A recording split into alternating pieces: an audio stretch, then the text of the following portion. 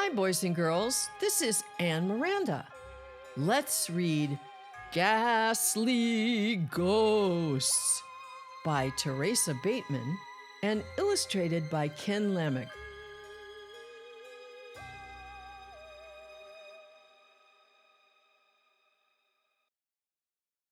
When old Dave's uncle passed away, he left a place for Dave to stay. A cottage on a lonely height, far from friends and city lights. A door hinge squeaked when Dave moved in.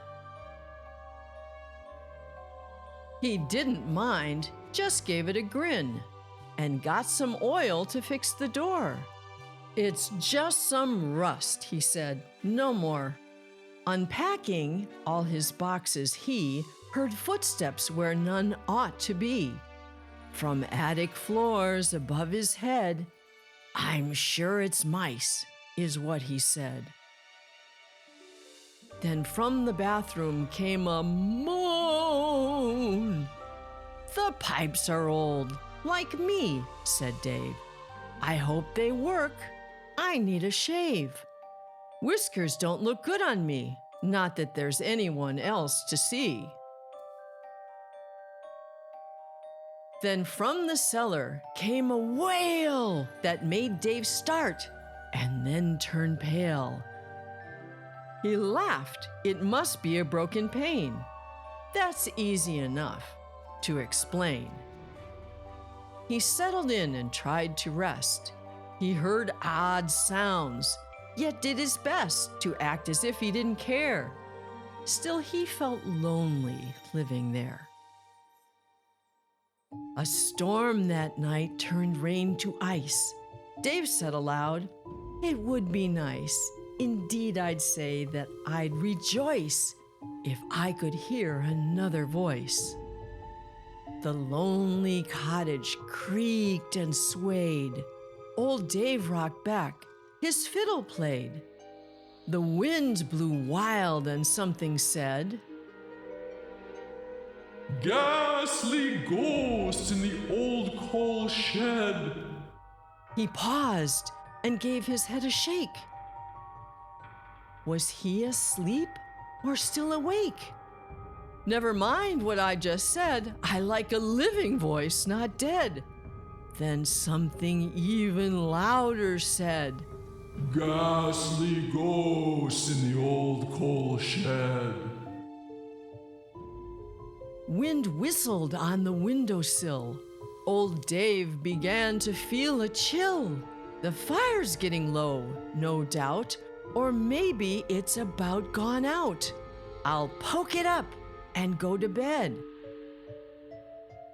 Yet voices even louder said, "Ghastly ghosts in the old coal shed." Dave grabbed the poker, his desire to stir things up, restart the fire. But with a sinking of his soul, he saw the hearth was out of coal. Again the choir much louder said, "Ghastly ghosts in the old coal shed."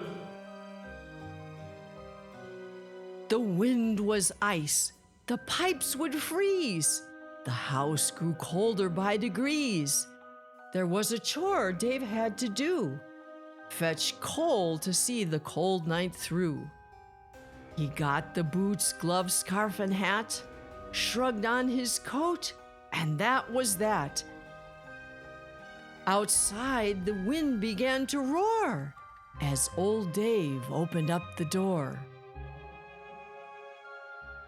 His lantern flickered high, then low, as Dave stomped out through knife-edged snow. Then loudly wailing, something said, "Ghastly ghosts in the old coal shed."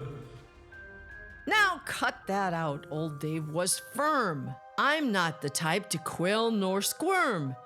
And though I'm not inclined to boast, I fear neither ghoul nor ghost." It's true, old Dave was brave and bold. He needed coal to stop the cold. But even brave men might think twice when voices weave through wind and ice. Old Dave gave out a hearty sneeze. He had a choice: get coal or freeze. I'll just pop in and do the job. His wool-gloved hand reached for the knob. He shivered and could hardly speak. The door swung open with a creak. Then, like cold thunder, something said, "Ghastly ghosts in the old coal shed." "That's it!"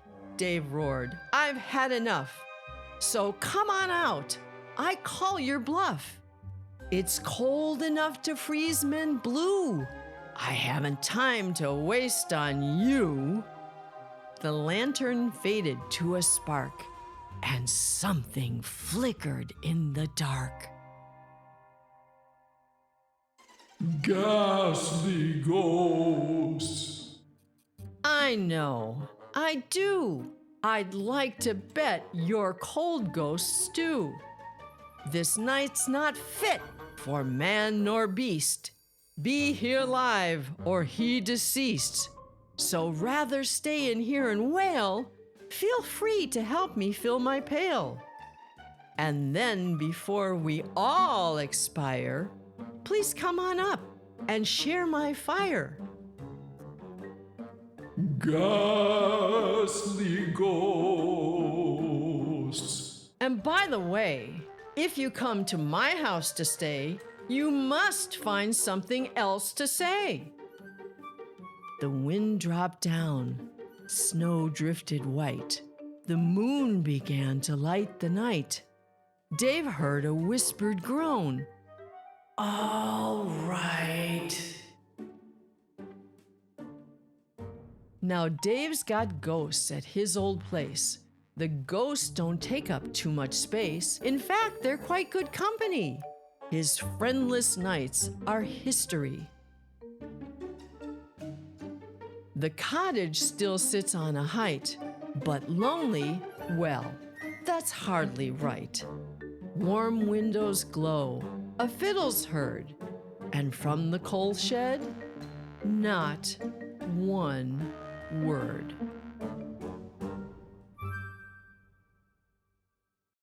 If you enjoyed this reading of Ghastly Ghosts, please take a minute to like this video and subscribe to our channel. And visit our website at www.annemiranda.com. Until next time, ghastly read.